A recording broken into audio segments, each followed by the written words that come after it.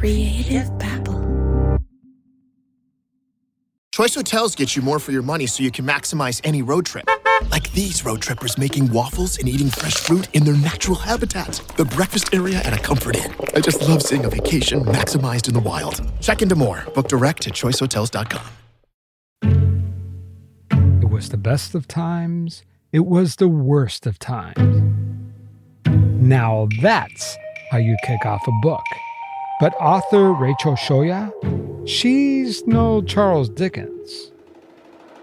Many families, mine included, are not tech-savvy families. You're hearing an AI bot reading the opening lines of Layers of Attack, a self-published thriller by Rachel Shoya. No back catalog, no author bio, just a brand new author nobody in the publishing world had ever heard of.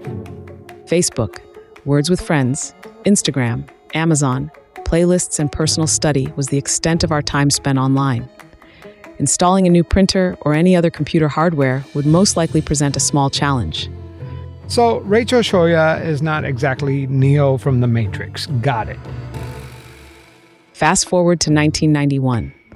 I met my beautiful wife, and 3 months later, we were married and heading to a honeymoon in La Jolla, California. Children and family responsibility then took priority in my life. Oh, right. Tiny detail. Our mysterious author is writing from the husband's point of view. Totally not confusing at all. I now had a family to support. It was time to get a real job and bring home a steady paycheck. It was the end of November, and the United States Postal Service typically hires temporary employees during the holidays. I was hired and worked my tail off while continually being told the job was temporary. 30 years later, I was able to retire September 2022. Don't worry, this is not a memoir about a humble mailman trying to recover his AOL password. According to Rachel Shoya, what happens next is far more sinister. He was already in the house, though nobody in the house knew of his presence. We couldn't see him, but he could see us. We couldn't hear him, but he could hear us. This person was very real and only had evil intentions. Realizing what was happening to our family, identifying the perpetrator, and getting this person out of our lives is still in progress. A shadowy stalker lurking inside the family's Wi-Fi, hell-bent on ripping their lives apart, and the author swears that this is all true. If this story sounds familiar, you're not wrong, because Rachel Shoya is most certainly Rick Fernandez. If you're thinking, wait, what the heck is Javier talking about? You probably missed my 20-something part series called The Stalker. And do yourself a favor, open Spotify, search The Stalker Season 12, and binge the entire playlist. It'll catch you up on every wild twist and turn. Now, back to Rick and Tanya Fernandez. While they were staring down multiple felony counts for harassment, they, or rather Rachel Shoya, self-published a tell-all book using Dr. Gresman's real name and even her home address. But what happens when they mail that book to Dr. Gresman's hospital and try to get her fired? They didn't think they were really going to get away with this, did they? Today, we are going back to Phoenix, Arizona, where Rick Fernandez has just been hit with brand new criminal charges. I even hired a court runner to sit in on the hearing. Here's what I want to know. Are these fresh criminal counts a violation of their felony diversion agreement? Could this finally be the moment the Fernandezes trade their suburban home for a jail cell? And why did prosecutors pull Rick aside and never bring him back? I'm Javier Leiva, and this is Pretend. Stories about real people pretending to be someone else.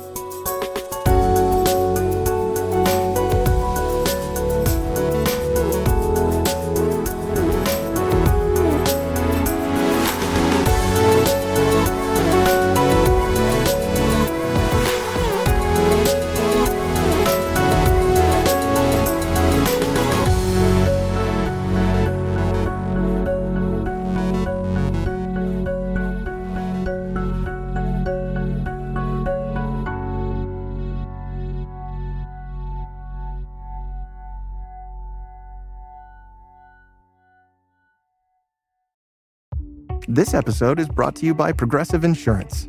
Do you ever find yourself playing the budgeting game? Well, with the Name Your Price tool from Progressive, you can find options that fit your budget and potentially lower your bills. Try it at Progressive.com. Progressive Casualty Insurance Company and Affiliates. Price and coverage match limited by state law. Not available in all states.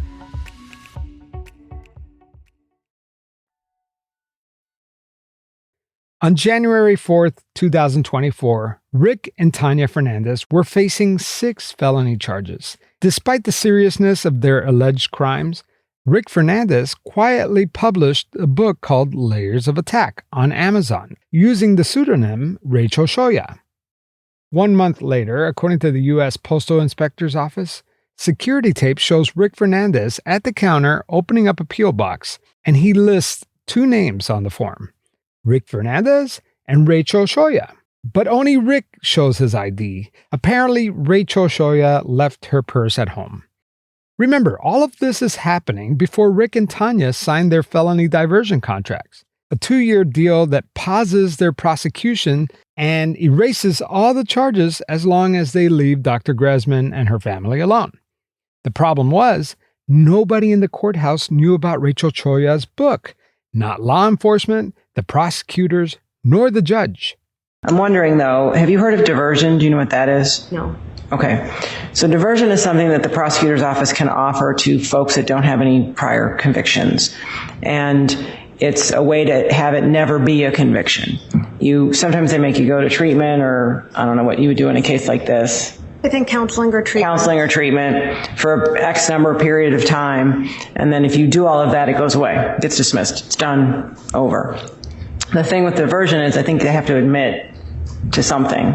There has to be a factual. There has to be a factual basis for it, but it goes away. It's never a conviction. I'm not ready to make that decision because, like I said before, I don't want to plead guilty to something that I didn't do. You're not pleading guilty. But we would have to provide facts that we were guilty, and like I told my attorney, where am I going to pull this out of? Eventually, Rick and Tanya Fernandez cave and sign the diversion agreement. The deal is, they go to counseling, stay out of trouble for 2 years, and everything goes away. But that didn't last very long. The ink was barely dry when 3 days after they enter into the felony diversion agreement, a manila envelope lands in the hospital mailroom where Dr. Gresman works, and the return address, Rachel Shoya. Inside is a signed copy of the book Layers of Attack, a stack of Phoenix Police Department reports, and a cease and desist letter with Dr. Gresman's husband splashed across it. That envelope sat untouched for months, buried under routine hospital mail, until January 25th. The very next day, that's when the judge dismissed every felony against Rick and Tanya Fernandez. Could you imagine if prosecutors would have discovered that envelope with the book Layers of Attack? Would the judges have wiped their criminal charges? Would Rick and Tanya be sitting in prison or jail right now? I need to make a few corrections. Back in my previous episode, I referred to the felony diversion program as a plea bargain, and that was flat out wrong. Arizona's felony diversion program is not a plea agreement. In the diversion program, the Fernandezes finish counseling, stay crime-free, and the charges disappear with prejudice. With prejudice, that legal phrase means that a case or a specific charge has been permanently dismissed. Once the judge dismisses a matter with prejudice, they cannot be charged again for that crime with the evidence from that investigation. Essentially, the investigation needs to start over. It's as though the case never existed on the person's record. A plea deal, on the other hand, is pretty straightforward. A defendant pleads guilty or no contest. In return, the prosecutors agree to a lighter term, maybe a lesser charge or a shorter sentence. The judge signs off, but the conviction remains on the record. But what happens if Rick and Tanya violate the federal diversion agreement? Remember, as part of the diversion program, their prosecution is paused for 2 years, which brings us to March 20th, 2025. The state of Arizona just filed brand new charges against Rick Fernandez. Yes, just Rick Fernandez and not Tanya. There were 4 counts total, 2 charges of harassment and 2 for false reporting. And we're going to get into it right after the break. I'm Cindy Lauper. My psoriasis was all over, even on my scalp, which may mean 4 times the risk for psoriatic arthritis. But Cosentyx works on both. Cosentyx secukinumab is prescribed for adults with moderate to severe plaque psoriasis 300 mg dose and adults with active psoriatic arthritis 150 mg dose. Don't use if you're allergic to Cosentyx. Before starting, get checked for tuberculosis. An increased risk of infections and lowered ability to fight them may occur, like tuberculosis or other serious bacterial, fungal, or viral infections. Some are fatal.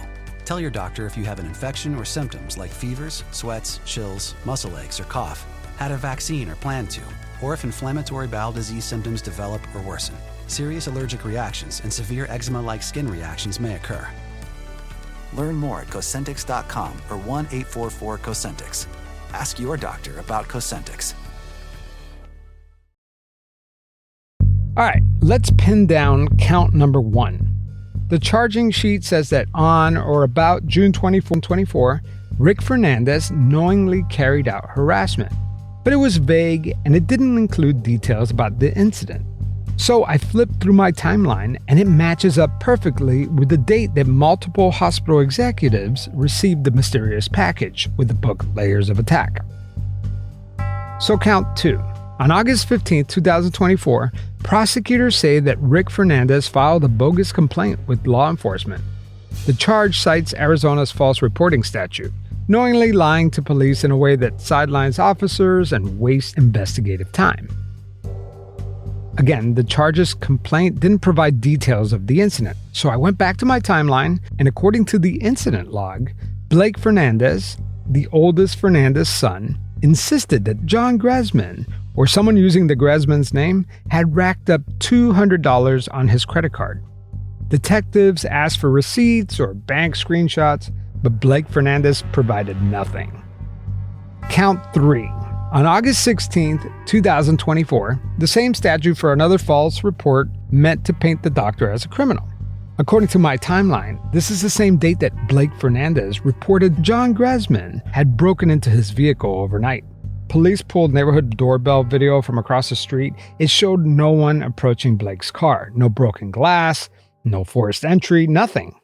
Officers closed the case as, quote, unfounded. So that's 2 back-to-back police reports and no proof to support their claims. Each is a charge of a Class 1 misdemeanor. But these charges for false reporting were eventually dropped. Maybe because Blake Fernandez made the report and not his father, Rick. Now that's just me guessing.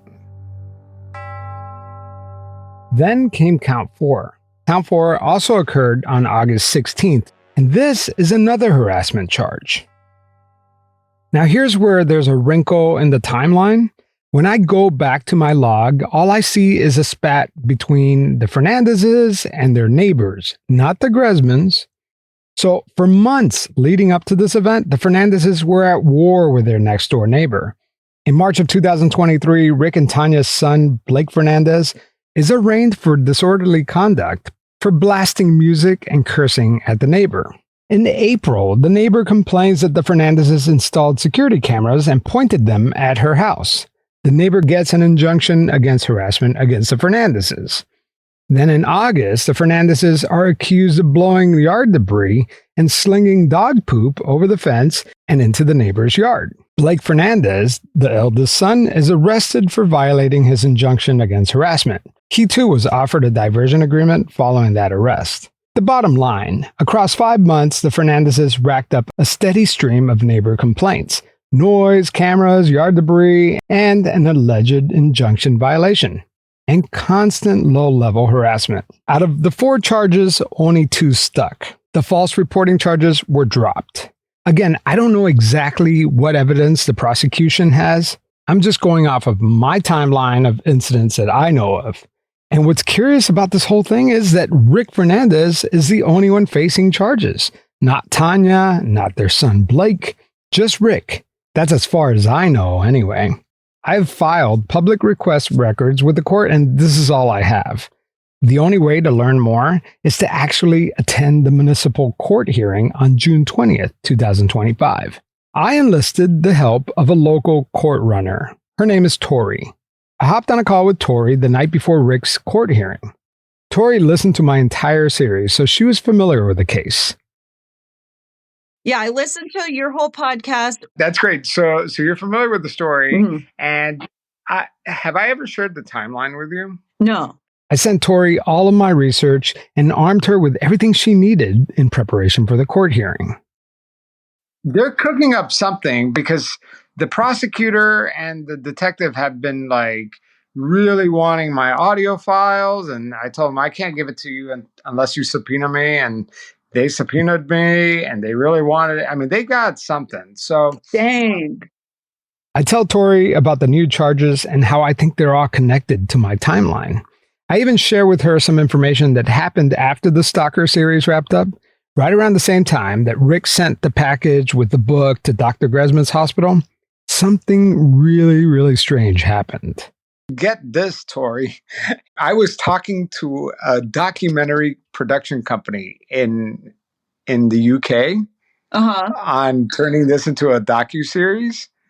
Guess who got a package in the mail? No way. Documentary company got the package in the mail, and it spooked them, and it killed the deal. That's creepy. They were shopping around the story. Wow. They sent them a box filled with like court records and the book and all that. Well, it's, the count 4, it talks about false reports to law enforcement. That I feel like is one of the good motivators for the police and courts to get involved, is like, you're hindering us and wasting our time. You guys keep doing this and it's costing us time, money, all of that, which, it's hard for me to just believe that these grown adults are playing kids games like this, because it feels like kids games. So immature. It's very immature. Yeah. I've thought about this story for years now, and I find it really hard to believe that these grown-ass people would lie about something like this. Like, part of me still believes them, because it's like, why would they do all this? This makes no sense. Yeah. I don't know what's going to happen tomorrow. I don't know. I don't know what the heck is going to happen.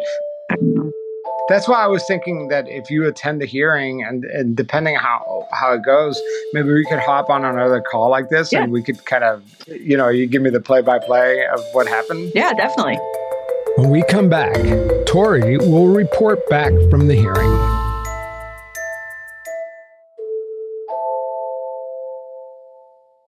Running a business comes with a lot of what-ifs.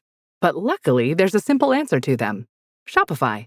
It's the commerce platform behind millions of businesses, including Thrive Cosmetics and Momofuku, and it'll help you with everything you need. From website design and marketing to boosting sales and expanding operations, Shopify can get the job done and make your dream a reality. Turn those what-ifs into... Sign up for your $1 per month trial at shopify.com/special offer. Tell me exactly what happened when you first got there. Yeah, so I got court. They take a lunch break from 12:30 to 1:30. So I got there right around 1. And first one there, went and sat in the hallway. And it was kind of weird because one of the court workers came out and asked if I was there for my own case. And I said no. I said, I'm just here to observe. And they're like, what department? And I was like, I'm not with any department. And he's like, I have to get permission for you to be in there. And I was like, okay. And there was a big sign by the door that said, like, unless you're a witness or like a part of the prosecution defense or a witness, you have to stay in the hallway. So for a second, I was like, shit, am I not even going to be able to go in there? And so 5 or so minutes. It's a public courthouse. Right? Yeah. Right? Anyways, so that he says I can go in, he opens the door. And he's like, turn off your phone, blah, blah, blah, sit in the corner, be quiet. And I was like, gotcha. So I went and sat down and, a couple people filed in. I still hadn't seen them. And then I heard the court worker like go in the hallway and say Fernandez. And I was like, ooh, like they're here. And they didn't come in. I heard him say to the court worker again, like, I'm waiting to speak to my attorney. And so again, we had like 5 more minutes. I'm like, I'm going to go fill my water bottle and like see if I can see anything. And so I walk into the hallway where there's a water fountain. They're sitting on a bench. And it was a very odd, like they both looked up and stared at me and watched me walk to the water fountain. And they looked back at their phones. And so then like I look over and the mom is like scrolling social media. So I gave up and I go to walk back and I like see them both look up and watch me and follow me the whole time, which was really weird. And so I was like, okay, I'm not going to like sit down out here and try and overhear their attorney like I'd originally wanted to. So I went back and sat in there. More people filed in. They finally came in about 1:30, so right before the judge came out. And they sat down 2 rows in front of me, a few feet to the side. And we all sat there for another 20, 30 minutes before one of the judges came out. So I'm like sitting there just creeping, trying to watch their body language. And he was in a white button up. He had a goatee, wasn't really clean shaven. She was in like a purple blouse. Her hair was, a little frizzy. They didn't look unkempt, but they didn't look put together. So I was kind of, just observing them. And he had his arm kind of on the bench behind his wife and just drumming his fingers and like nodding his head like he was listening to music. He didn't seem nervous. He didn't seem anxious. He's just like the way my dad used to sit at church, strumming the pew. It was very weird. He's turning into Heisenberg. Yeah. Yeah. So was it a packed room? It was a very small room. There was only 6 pews or benches to sit in, and there was probably 8 different cases with 1 to 4 people per party. So it did fill up. But then a male judge came out. He handled a shoplifting charge. And during that time, the court workers came out and pulled about half the people to a side room and said that they had paperwork to do in the side room. And a couple people came back from that. They ended up pulling the Fernandez in there as well. And so I was kind of sitting there, you can kind of hear in the side room, not really. I didn't hear them talking again. So I was like, okay, maybe they're going to come back in here like these 2 other people who had gone in the side room first, and they never did. So the judge gets through the DUIs, he gets through another charge, and they call it for the day. Once the judge ended it, I went in the hallway and I walked the entire floor, and like I could see into that side room, and it was just 2 males in there that from the DUIs and no one else. And like every door was open, there's a bunch of seating. I walked all around and didn't see them. And so it's like they just left. I don't know if they signed a plea. I don't know if they asked for a continuance. And it's a misdemeanor. Yeah. So it's like, what are they playing down to? Something smaller than that? I mean, what? Yeah. It didn't make sense. Or maybe they just pled guilty. Yeah. Well, that's my guess, because everyone who went up there and saw the judge did take a plea. They were just like, every single person was offered one and took one. With them, like, he got up at one point and did go speak in the hallway with his public defender, because the gentleman spoke to multiple people in there and like represented them. So they spoke for a little bit, which I couldn't hear. And he came back in and was like whispering to his wife, which was hard to hear because everyone around me was kind of talking and the judge was going and there's an interpreter going. But I heard like, I said, no, if anything, it was a very vague charge. He said something and then constitutional. And I was like, okay, so it sounds like he thinks that something in the charges weren't constitutional and that he doesn't have to worry everything's going to get dropped or reduced. I think he might be referring to, because the harassment charges are based off of the book, and I'm guessing he thinks that the book is free speech, I don't know. I mean, I guess it could. That would make sense. But he's also continuing to harass this couple. Yeah. So that's interesting. I mean, yeah, they'll fight it to the end. So it would surprise me if they pled guilty. But anyway, I don't know. We'll see. We will see. I was really like most shocked, I would say, watching their body language, and they seemed completely unfazed. Almost like confident that nothing was going to happen for them or no consequences, like they were entitled to do what they had done.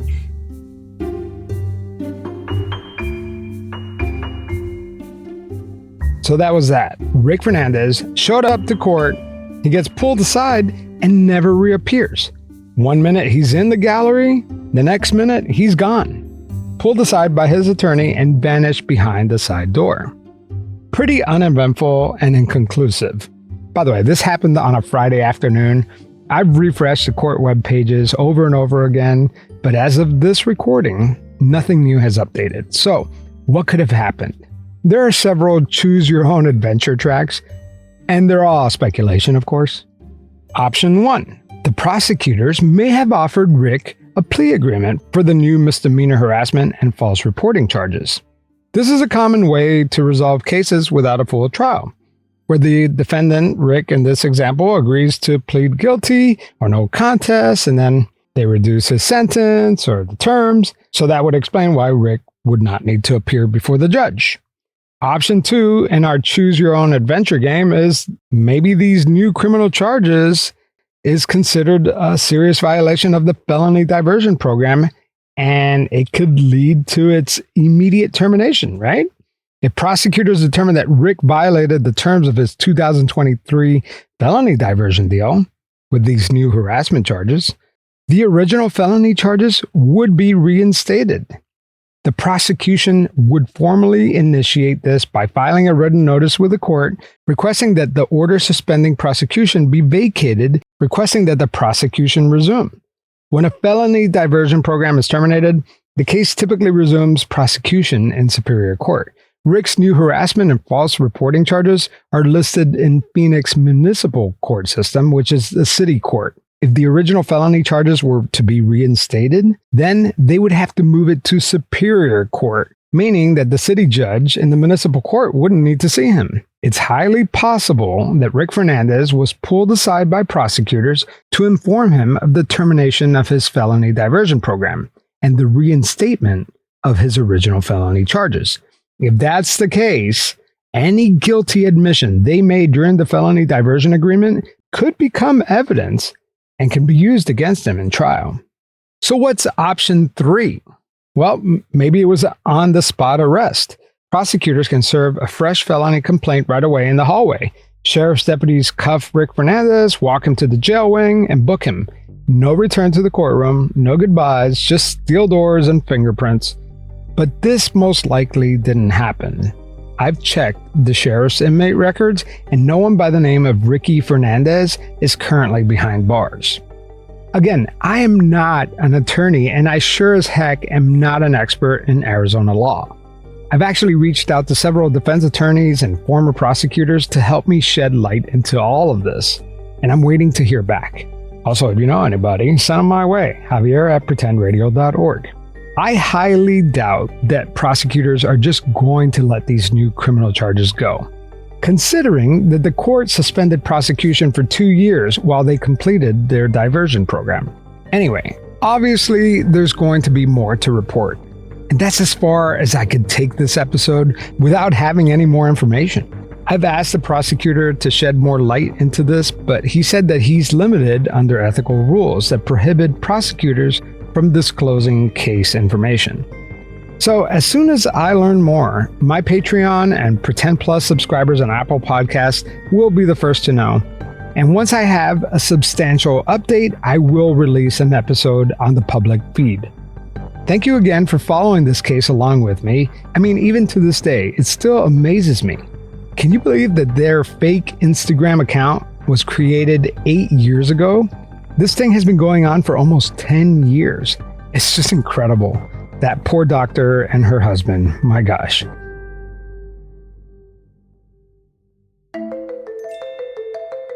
That's all I got for you today. Stay tuned because I've been working on my next case for several years now, and I think it's finally time for it to come out. Today's episode was written by me. It was reported by Tori Lynn. And our original theme song was composed by thechicken.net. All right, take care, everyone. Talk to you soon. You know, a lot of times I come on the show asking for people to support Pretend either through Patreon or Apple Podcasts, but that's not what I'm going to do today. In fact, I want to support a small business that supports this show. Today, I want to support the listeners who run small businesses that support pretend. And one of those companies is called AnywaySocks.com. AnywaySocks.com came from this brilliant idea. Jen, the founder, never wore socks that matched. In fact, she started the company as this idea called bisexual, right? Where you could wear any socks and they would match. Socks can go either way, matched or unmatched. And you should see the selection. They're a lot of fun. You could mix and match patterns. I just got my own and it's super fun. I love it. I think you should at least check out these socks. Go to any and support one of our Patreon members that makes this show possible. If you have a small business that you want to support and you're a Patreon or Apple Podcasts Pretend Plus supporter, I'd love to support your business. Creative Babble.